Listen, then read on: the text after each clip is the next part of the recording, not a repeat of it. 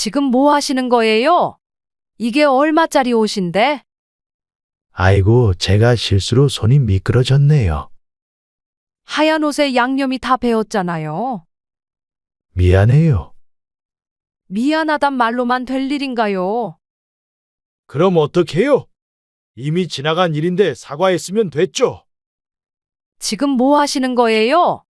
혹시 아까 제가 했던 말 복수라도 하는 거예요?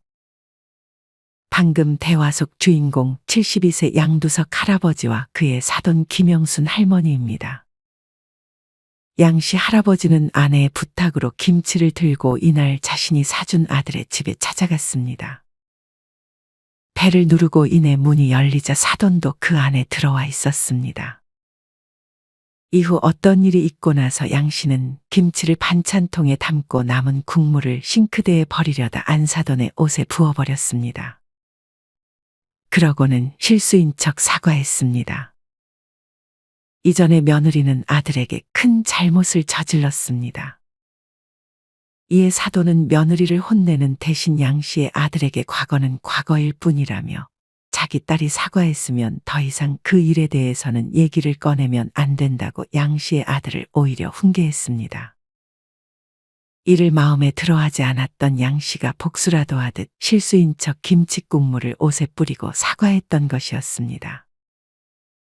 이미 지난 일이고 사과까지 드렸으니 더 이상 이 얘기는 꺼내지 마시죠. 뭐라고요? 이건 실수가 아니고 고의잖아요. 며느리가 한 잘못은 실수라 이거예요. 제가 보기엔 명백한 고의 같은데요. 정말 이 집안 남자들은 왜 이렇게 쪼잔해요? 뭐요? 조잔. 그리고 왜 자꾸 남의 집에 찾아와요? 이게 왜 남의 집이에요? 내 딸 집이지. 이 집 명의는 엄연히 제 아들 이름으로 되어 있어요. 사위만 이 가정에 기여했나요? 저희 딸이 얼마나 가정을 위해 열심히 노력했는데.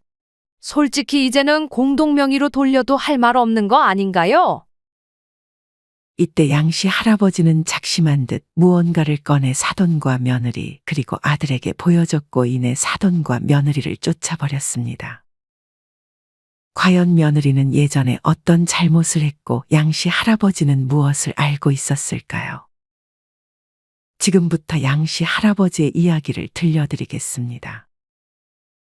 양씨 할아버지는 어린 시절 평범한 집안의 셋째 아들로 태어났습니다.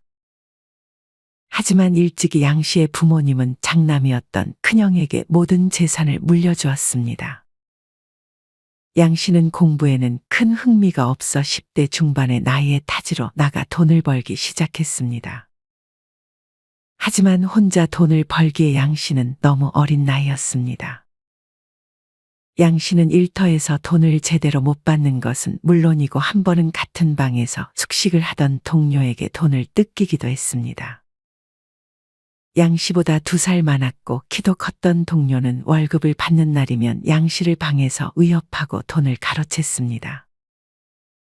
양씨는 이때 무서워서 돈을 주라고 하면 줄 수밖에 없었습니다. 그렇게 3달치의 돈을 뜯긴 양씨는 더는 안 되겠다고 생각했는지 돈을 뺏기더라도 한번 덤벼봐야겠다고 다짐했습니다. 양씨는 또다시 그 동료가 다가오자 순간 눈을 감은 채 주먹을 휘둘렀습니다. 그랬더니 그 동료는 양씨가 휘두른 주먹 한 방에 나가 떨어졌습니다. 양씨는 어릴 때부터 힘 하나는 좋았고 그 동료는 사실 힘도 없으면서 그저 양씨를 어리다고 위협했던 것이었습니다. 양씨에게 맞고 나서 그 동료는 심지어 양씨에게 뺏어갔던 돈까지 전부 돌려주고 더는 양씨를 아는 척하지 않았습니다. 양씨는 그렇게 자기가 번 돈을 지켰고 돈을 모음과 동시에 부모님께 용돈도 보내드릴 수 있었습니다. 양씨는 이 당시 학교에 가는 친구들이 부러웠습니다. 그래서 자신도 대학교에 가보고자 검정고시 시험을 준비했습니다. 예전에는 공부에 흥미가 없었지만 다시금 흥미가 생기자 양씨는 일과 공부를 병행하며 열심히 시험 준비를 했고 원하던 대학교에 합격했습니다. 양씨는 그렇게 시간이 흘러 교사가 되었습니다. 교사가 되고부터 양 씨는 마음이 편했습니다. 양 씨의 부모님도 그런 양 씨를 자랑스러워했습니다.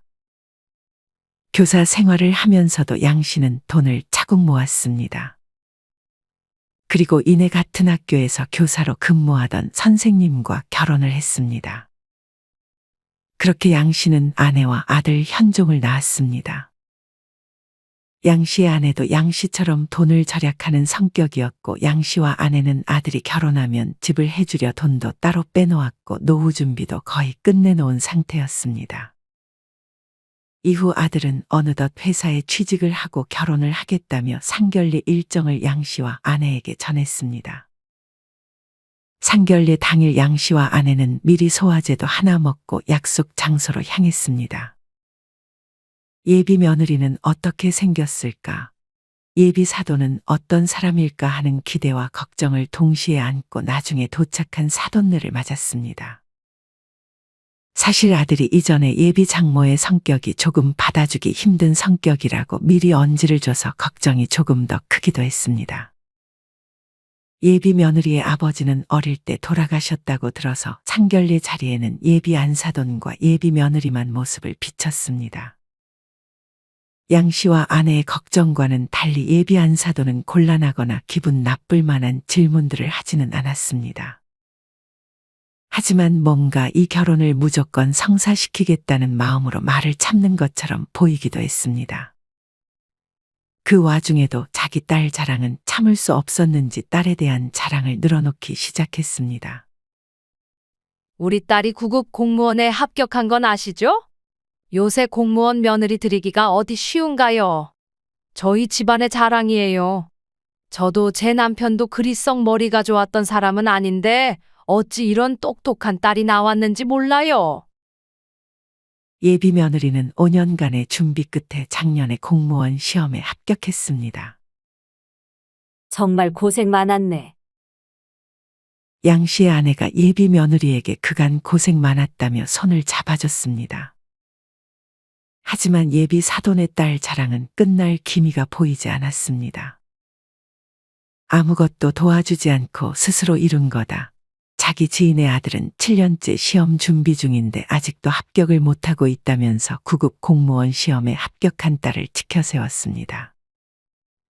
옆에서 예비 며느리는 민망했는지 엄마에게 눈치를 줬지만 예비 안사돈은 아랑곳하지 않았습니다. 회사는 솔직히 정년 보장도 잘 안 되고 언제 해고당할지 모르잖아요. 나중에 혹시나 예비 사위가 그렇게 되기라도 해봐요. 그때 우리 딸은 안전하게 일을 다니고 있을 테니 얼마나 좋아요. 양 씨는 물론 공무원 되는 것이 어렵고 예비 며느리가 대단하다고 생각하긴 했지만 저 정도로 오버할 정도는 아니라고 생각했습니다. 예비 사돈은 자기 딸을 자랑한 것 외에 집을 해달라거나 무언가를 바라는 말을 이때는 꺼내지 않았습니다. 그렇게 상견례가 나름 무사히 끝나고 아들과 며느리는 결혼식을 올렸습니다. 양 씨와 아내는 예전에 계획했던 대로 아들에게 집을 하나 해줬습니다. 며느리는 시험에 합격한 지 얼마 안 돼서 모아둔 돈이 없었고 사돈은 도와줄 형편이 안 된다고 해서 양 씨의 아들이 모아두었던 적금을 깨 혼수를 마련했습니다. 그리고 이 돈은 나중에 며느리가 양 씨에게 주겠다고 합의를 본 모양이었습니다. 사돈은 딸의 결혼 전까지만 해도 양 씨네에게 바라는 게 없다더니 딸이 결혼식을 올리자마자 본색을 천천히 드러내기 시작했습니다. 사돈은 양 씨의 아내에게 연락해 양 씨의 집에 오겠다는 말을 꺼냈습니다. 양 씨와 아내는 왜 굳이 사돈이 집까지 오겠다고 그러는 건지 영문을 몰랐습니다. 그렇다고 오겠다는 걸 오지 말라고 할 수도 없는 노릇이었기에 양 씨의 아내는 사돈을 집으로 초대했습니다. 양 씨는 이 상황이 불편했고 별로 좋지 않았습니다. 그냥 아들 며느리를 통해서 안부 정도만 묻고 싶었지 그 이상으로 가까워지는 관계를 양 씨는 별로 원하지 않았습니다. 하지만 이미 약속을 한 상태라 예정대로 안사돈은 양 씨의 집에 방문했습니다. 안사돈이 방문하기 전에 양 씨의 아내는 그래도 사돈이라고 귀한 손님을 대접하듯 꽤 많은 음식을 차려놓았습니다. 먼 길 오시느라 고생하셨네요. 양 씨의 아내는 안사돈에게 먼저 말을 건넸습니다. 식사 안 하셨죠? 밥 먹었죠? 이 시간까지 밥도 안 드셨어요? 약속 시간이 딱 저녁을 먹을 시간이었어서 당연히 밥을 같이 먹을 줄 알고 상을 차렸는데 사돈은 저녁을 일찍 먹는 모양이었습니다. 사돈이 식사를 안 하셨을 줄 알고 저렇게 음식을 많이 했네요. 저희는 아직 밥을 안 먹어서 괜찮으시면 저기 식탁에서 밥 먹으면서 얘기 나눠요. 안사돈은 별로 마음에 드는 눈치는 아니었지만 그렇게 자리에 앉았습니다. 양 씨는 밥 먹는 것에만 집중하고 있었고 아내는 혹시 몰라 안사돈에게도 젓가락을 하나 건넸습니다. 안사돈은 분명 밥을 먹고 왔다고 했지만 양 씨의 아내보다도 반찬을 많이 먹었습니다. 양 씨의 아내는 음식을 먹는 사돈의 표정을 의식했습니다. 음식이 입에 좀 맞으세요? 맛있는데 이 잡채는 간이 좀 덜 됐네요. 사돈은 왠지 심사위원이라도 된 듯 모든 음식을 한 입씩 맛보며 평가하기 시작했습니다. 맛있다고 말을 하긴 했지만 모든 음식을 먹으며 꼭 하나씩 불만 섞인 말을 했습니다. 맛있는데 이 반찬은 조금 짜다. 설탕을 너무 많이 넣은 것 같다. 매콤하게 청양고추를 좀 넣어보지 그랬냐 하는 등의 말을 덧붙였습니다. 양 씨는 그런 사돈의 말이 조금 불편했습니다. 양 씨의 아내는 사돈이 다음에 올 때는 조금 더 신경 써보겠다고 말했습니다. 그렇게 평가가 끝나고 사돈은 밥을 조금 먹었으면 좋겠다고 말했습니다. 그런 사돈의 말에 양 씨의 아내는 밥까지 퍼다 주었고 사돈은 양 씨와 아내보다도 더 오래 식사했습니다. 이럴 거면 그냥 처음부터 밥 안 먹고 왔다고 말하는 편이 나았겠다고 양 씨와 아내는 속으로 생각했습니다. 그렇게 사돈은 밥을 먹고 싱크대에 자기가 먹은 밥그릇과 수저를 가져다 놓지도 않고 바로 거실 소파로 향했습니다. 양 씨의 집에 온 지 얼마 되지도 않아 자기 집처럼 편하게 왔다 갔다 하며 물을 마시겠다고 냉장고도 함부로 열었습니다. 사돈은 어찌나 밥은 또 더럽게 먹었는지 밥그릇에 밥풀이 잔뜩 흩어져 있었습니다. 양 씨의 아내는 그렇게 설거지를 하고 차를 내어 사돈에게 건넸습니다.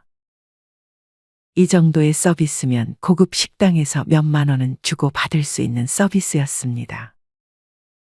사돈은 이런 서비스를 받으면서도 고맙다는 말 한마디 하지 않았습니다. 그렇게 차까지 마시고 나서야 사돈은 소파에서 엉덩이를 떼고 집으로 돌아갔습니다. 맛있게 잘 먹었어요. 다음에 또 올게요. 사돈은 이 말을 남기고 떠났습니다. 멘트가 마치 식당을 나가는 손님이 하는 멘트와 같았습니다. 그리고 다음에 또 오겠다니. 이는 양 씨와 아내 둘 다 별로 바라는 것이 아니었습니다. 이후 정말 사돈은 양 씨의 집에 한 번 더 방문했습니다. 이때는 처음 사돈이 양 씨의 집에 방문했을 때보다 반찬을 덜 준비했습니다. 매일 올 때마다 거하게 한 상 차려줄 순 없는 노릇이었습니다. 그래도 양 씨와 아내 둘이 먹을 때보다는 근사하게 차렸습니다.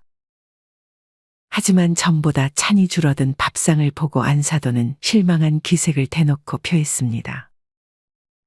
뭐 먹을 게 별로 없네요. 사돈은 시위라도 하듯 밥을 반도 먹지 않고 양 씨와 아내가 식사를 다 하기도 전에 먼저 일어나 혼자 차를 내와 거실에서 차를 마시며 TV를 봤습니다. 양 씨와 아내는 이 모습이 매우 무례하다고 생각했습니다. 이후 사돈은 다시 한번 집에 오겠다고 연락했지만 이때부터 양 씨의 아내는 아프다, 약속이 있다는 등의 핑계를 대며 사돈을 집으로 초대하지 않았습니다. 사돈은 여동생들이 많았고 전부 근처에서 사는 듯 싶었습니다. 사돈은 딸이 공무원에 합격한 후 일을 따로 하지는 않고 자기 딸에게 용돈을 받으며 여동생들과 수다를 떠는 게 하루의 전부인 것처럼 보였습니다. 아들과 며느리는 양씨네에게도 용돈을 똑같이 주겠다고 했지만 괜히 아들 며느리가 힘들어질 것을 생각해 그냥 사돈만 용돈을 주라고 말을 한 상태였습니다. 사돈은 충분히 일을 할 수 있는 몸 상태임에도 편하게 딸이 주는 용돈을 받으며 생활하려는 모습이 양씨는 조금 괘씸하게 느껴지기도 했습니다. 사돈은 자기 여동생들을 데리고 아들네 집에도 자주 놀러 갔습니다. 장모님만 오는 것도 불편할 텐데 장모님이 여동생들까지 데려오면 아들은 퇴근하고 집에서 편하게 쉬기 힘들었습니다. 그리고 어찌나 속삭이는 듯이 얘기하면서 사위들을 비교하는지 자기 사위한테는 꼼짝 못하면서 만만한 양씨의 아들에게 훈계를 하기 시작했습니다. 양씨의 아들은 월급이 높지는 않았지만 자기가 좋아하는 일을 하고 있었습니다. 하지만 장모와 여동생들은 서로 월급에 대해서 비교하기 시작하며 정확한 월급도 모르면서 그중 양씨 아들의 월급이 제일 작은 것 같다며 대놓고 돈을 좀 더 벌 수는 없겠냐고 양씨의 아들 앞에서 말하기도 했습니다. 양씨의 아들은 이 사실을 부모님에게 토로했지만 부모님이 따로 도와줄 수 있는 건 없었습니다. 양씨는 그저 아들이 좋아하는 일을 지금처럼 잘 다니고 그런 말들은 무시하라고 조언할 뿐이었습니다. 이후 사돈은 양씨의 집에 오는 대신 은근슬쩍 아들을 통해 돈을 보내달라 하기 시작했습니다. 아버지, 이번에 장모님이 수술을 해야 한다면서 돈을 보내달라고 하시네요. 저희한테 받기는 미안하셨는지 아버지께 한번 말씀드려보라고 하셔서. 수술비? 어디가 안 좋으시대? 무릎이 좀 안 좋으신가 봐요. 정확히는 잘 모르겠어요. 양씨와 아내는 사돈의 형편을 알았기에 이때까지만 해도 서로 힘들면 돕고 살아야 한다고 생각했어서 아들에게 얼마나 보내면 되는지 물었습니다. 양씨와 아내는 그렇게 들어주지 말았어야 할 사돈의 요구를 들어줬습니다. 이후 사돈은 양씨와 아내가 돈을 보내주자 돈줄이 생겼다고 생각했는지 또 한 번 무릎 2차 수술이 잡혔다며 양씨에게 돈을 보내줄 것을 요구했습니다. 이번에는 심지어 아들을 거치지 않고 바로 양씨에게 연락이 왔습니다. 양씨는 당황했습니다. 처음엔 도와줬지만 지속적으로 이렇게 돈이 가야 하는 것은 원하지 않았습니다. 양씨는 고민하다 답장을 실수로 하지 않았습니다. 답장을 안 하자 양씨의 사돈은 양씨의 집에 찾아왔습니다. 연락도 없이 웬일이세요? 양씨의 아내가 물었습니다. 1시간 전에 문자 보냈는데 못 보셨어요? 양씨의 아내는 순간 핸드폰을 확인했습니다. 연락이 와 있긴 했지만 1시간 전이라니. 이건 뭐 연락을 안 하고 찾아온 것과 마찬가지였습니다. 바깥 사돈은 문자에 답도 없으시더라고요. 그건 그렇고 밥 좀 먹어도 될까요? 사돈은 당당하게 밥을 차려달라며 양씨의 아내에게 요구했습니다. 양씨의 아내는 뭐 딱히 해놓은 게 없다며 있는 반찬 몇 가지를 꺼내줬습니다. 그래도 귀한 손님이 오는데 반찬 새로 하나는 해놓으시지 그랬어요. 자기 자신을 귀한 손님이라고 칭하는 것이 양씨와 아내의 눈살을 찌푸리게 만들었습니다. 바깥 사돈은 제가 보낸 문자 못 보셨어요? 양씨는 보긴 봤는데 깜빡 잊고 답장을 못했다고 했습니다. 그런 걸 깜빡하시면 어떡해요? 그건 그렇고 이번에도 수술 비용도 보내주실 수 있죠? 사돈은 꽤 뻔뻔하게 요구했습니다. 서로 돕고 살아야죠. 다른 것도 아니고 수술 비용인데 안 그래요? 지금 바로 보내주시면 좋겠네요. 양씨는 망설이다 아내가 눈치를 줘 그 자리에서 돈을 보냈습니다. 이번이 마지막입니다. 저희도 이렇게 매번 도와드릴 수가 없어요. 양씨는 사돈에게 이렇게 말하고 밖으로 나가버렸습니다. 수술비 얼마나 한다고? 사돈은 작게 혼잣말 했다고 생각했지만 이 말이 양씨 아내의 귀에는 정확하게 들렸습니다. 양씨와 아내는 더 이상 사돈을 상종하지 말아야겠다고 생각했습니다. 수술비를 달라고 했다고? 진짜 수술을 받은 건 맞대? 양씨의 아내는 오랜만에 지인을 만나 얘기를 나눴습니다. 걷는 거 보니 무릎이 별로 안 좋아 보이긴 하더라. 거짓말은 아닌 것 같아. 아무리 그래도 사돈한테 그렇게 수술비를 당당하게 요구하는 건 대체 뭐야? 그러게 말이야. 도와달라 하는데 외면하기도 힘들고. 그래도 형부가 딱 잘라서 잘 말했네.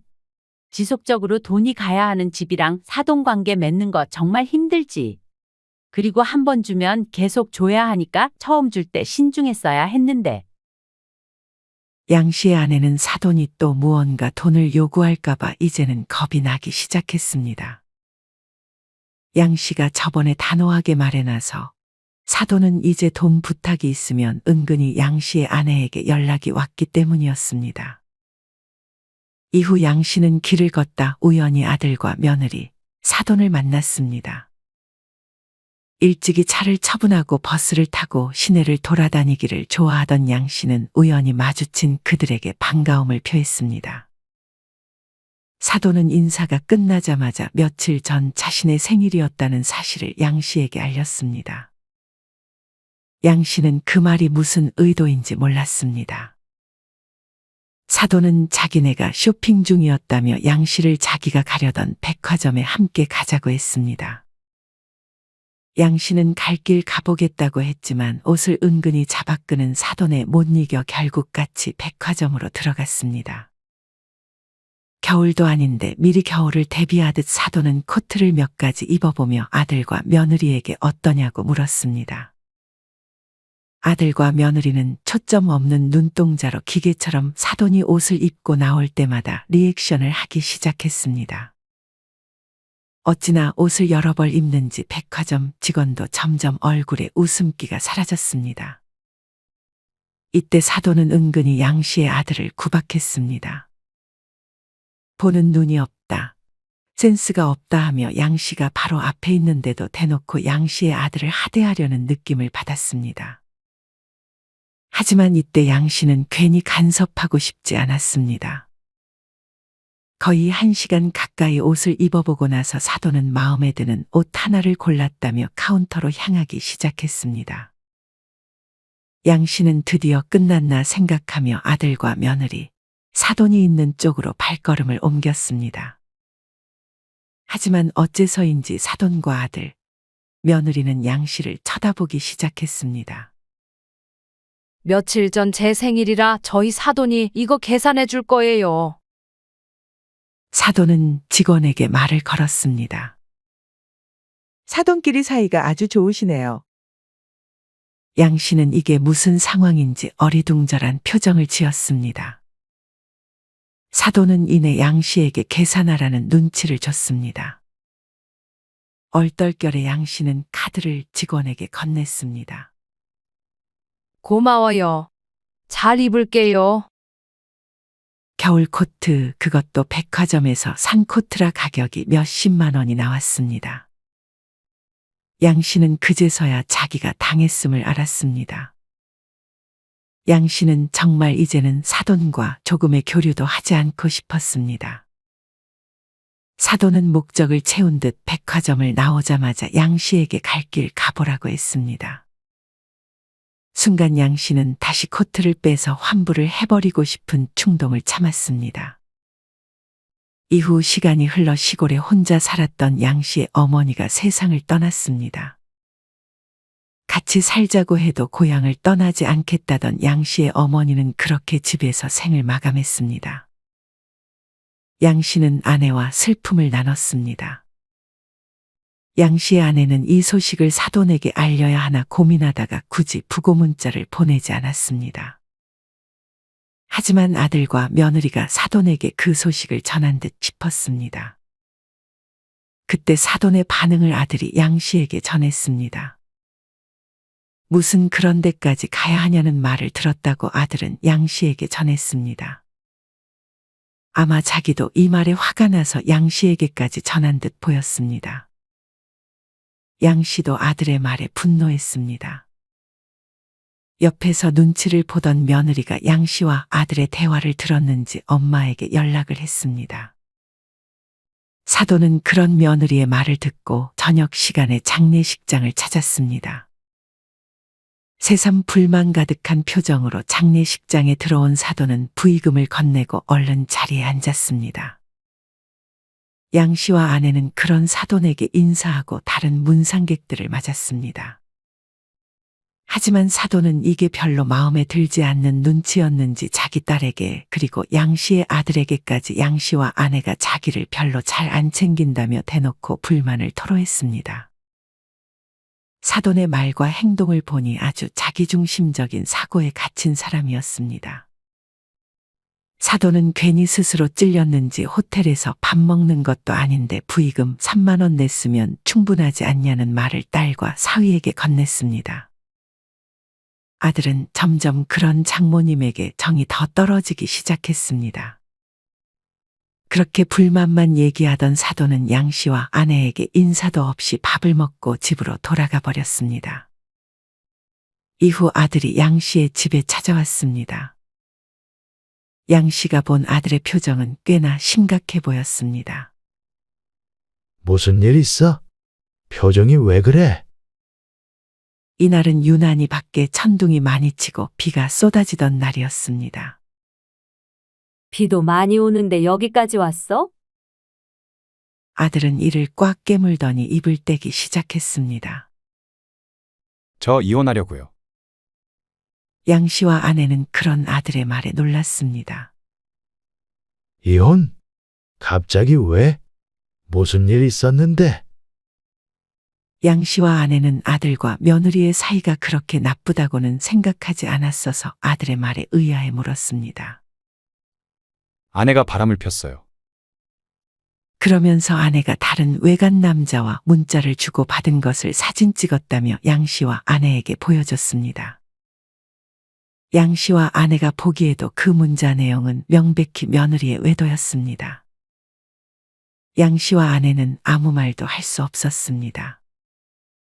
양 씨는 그저 아들의 선택을 지지해 주겠다며 그렇게 아들을 돌려보냈습니다. 얼마 후 아들에게서 양 씨에게 다시 전화가 왔습니다.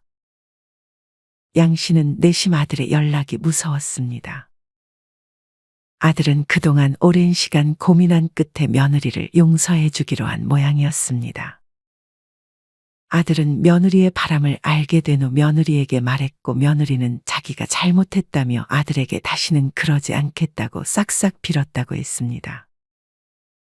아들은 그 말을 찰석같이 믿고 며느리에게 한 번 더 기회를 주기로 한 모양이었습니다. 양 씨와 아내는 이때까지만 해도 다행이라고 생각했습니다. 하지만 며느리는 다시 한번 양 씨와 아내를 실망시켰습니다. 어느 날 양 씨에게 아내의 연락이 왔습니다. 자기가 지나가다가 며느리를 본 것 같다는 말을 양 씨에게 건넸습니다. 양 씨는 때마침 그 근처를 지나고 있었기에 며느리에게 인사를 하며 디저트라도 사줄 겸 아내가 며느리가 있다고 말한 장소로 찾아갔습니다. 하지만 며느리는 웬 남자와 함께 카페 구석에서 커피를 마시고 있었습니다. 며느리는 남자 형제가 없었습니다. 양 씨는 조금 의심이가 멀리서 둘의 행동을 지켜봤습니다. 뭔가 애정행각을 삼가는 듯 했지만 중간중간 손을 만지거나 스킨십을 하는 것을 양 씨는 포착해 얼른 사진을 찍었습니다. 양 씨는 그대로 며느리에게 다가가 인사했습니다. 옆에 분은 누구? 며느리는 당황한 기색을 숨기지 못한 채 변명했습니다. 사촌 오빠예요. 여긴 어쩐 일이세요? 지나가다 들렸지. 그럼 좋은 시간 보내라. 양 씨는 급히 카페를 빠져나갔습니다. 양 씨는 곧바로 아들에게 전화해 며느리에게 사촌 오빠가 있는지 물었습니다. 양 씨의 아들은 아내에게 사촌 오빠가 있긴 있다고 답했습니다. 근데 미국 간 걸로 알고 있는데 왜요? 그 사촌 오빠라는 사람을 이전에 본 적이 있니? 네. 우연히 딱 한 번 봤어요. 어떻게 생겼니? 키가 좀 작고 뚱뚱한 편이에요. 근데 그건 왜요? 나중에 말해주마. 양 씨는 급히 아들과의 전화를 끊었습니다. 아들의 말과는 달리 며느리와 함께 있던 그 남자는 키가 매우 컸고 마른 편이었습니다.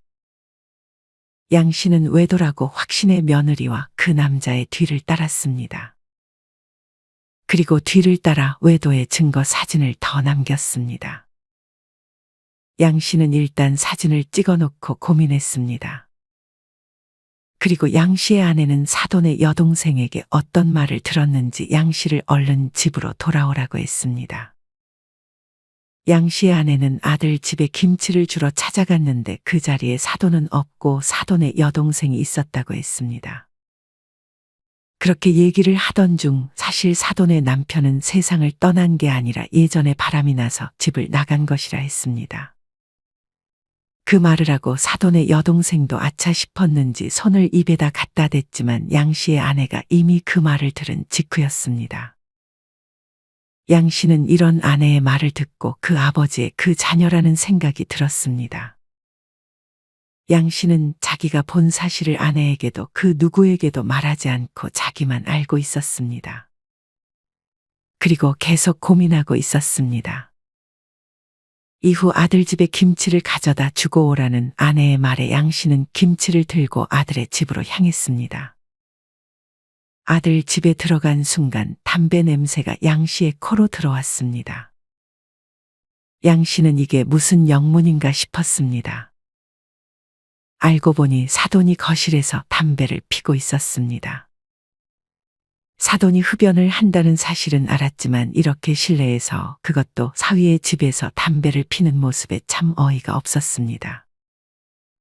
양 씨는 기침을 하며 사돈에게 억지 인사를 했습니다.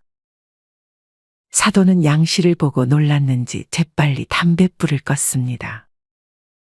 아들과 며느리는 사돈 옆에 앉아서 무슨 얘기를 같이 나누다가 양 씨가 오자 멈춘 듯 보였습니다.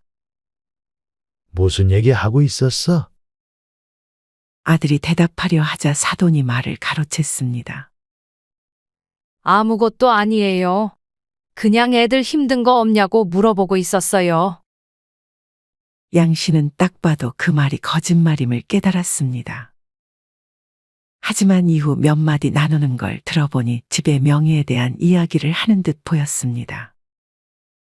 양 씨는 사돈이 공동명의를 아들에게 요구하고 있다는 것을 짐작했습니다. 자꾸 자기 말에 양 씨의 아들이 반박하려 하자 사돈은 양 씨가 집에 있는 것을 의식하지 않는 듯 또 한 번 양 씨의 아들을 훈계하려 들기 시작했습니다. 네가 어디서 감히 내 말에 토를 달아? 솔직히 말해서 우리 딸이 공무원 하면서 살림도 잘하는데 공동명의 하는 게 어려운 거야? 사돈은 어떻게 생각하세요? 사돈은 갑자기 양 씨에게 질문을 던졌습니다. 양 씨는 이전에 아들에게서 듣길 사돈이 굉장히 남존여비와 반대로 여존남비 의식이 심하다고 했던 것이 생각났습니다. 사돈은 어떻게든 집안에서의 주도권은 사위보다는 딸이 갖기를 바라는 듯 싶었습니다. 저희 아들도 일하면서 살림같이 신경 쓰는 것 같던데요. 그리고 엄연히 이 집은 제가 해준 거잖아요. 아직 며느리가 저한테 주기로 한 혼수값도 받지 못했어요.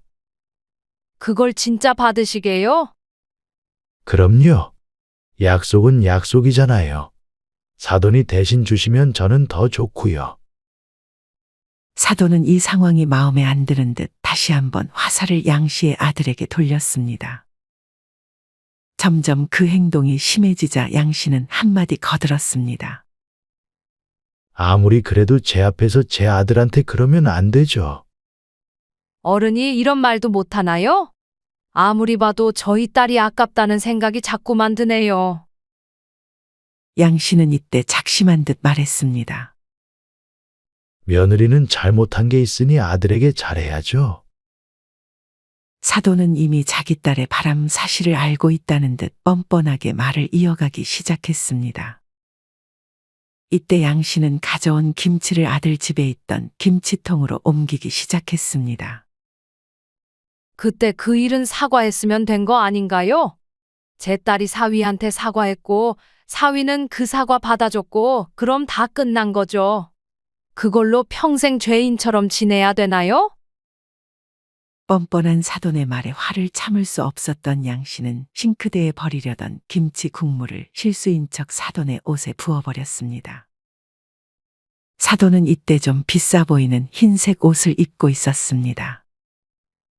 지금 뭐 하시는 거예요? 이게 얼마짜리 옷인데? 아이고, 제가 실수로 손이 미끄러졌네요. 하얀 옷에 양념이 다 배었잖아요. 미안해요. 미안하단 말로만 될 일인가요?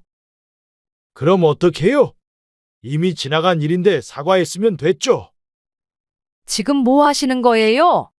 혹시 아까 제가 했던 말 복수라도 하는 거예요? 이미 지난 일이고 사과까지 드렸으니 더 이상 이 얘기는 꺼내지 마시죠. 뭐라고요? 이건 실수가 아니고 고의잖아요. 며느리가 한 잘못은 실수라 이거예요. 제가 보기엔 명백한 고의 같은데요. 그러면서 양 씨는 자기가 찍은 며느리의 두 번째 외도 사진을 그 자리에서 보여줬습니다.